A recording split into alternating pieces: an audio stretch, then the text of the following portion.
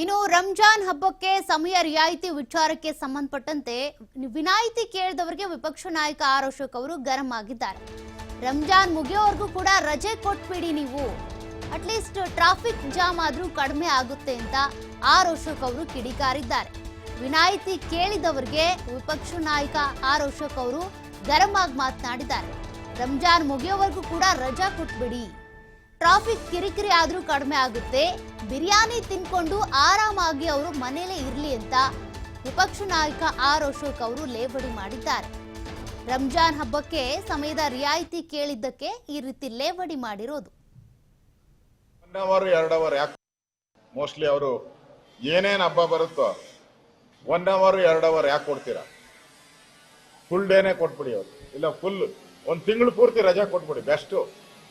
ತಲೆನೋವೇ ಇರಲ್ಲ, ಟ್ರಾಫಿಕ್ ಅನ್ನ ಕಡಿಮೆ ಆಗ್ತೈತೆ. 1 ಅವರ್ 2 ಅವರ್ ಯಾಕೆ ಕೊಡ್ತೀರಾ? ಪೂರ್ತಿ ತಿಂಗಳೇ ಕೊಟ್ಬಿಡಿ. ಅವ್ರಿಗೆ ಆರಾಮಾಗಿ ಮಜಾ ಮಾಡ್ಕೊಂಡು ಬಿರಿಯಾನಿ ತಿನ್ಕೊಂಡಿರ್ಲಿ.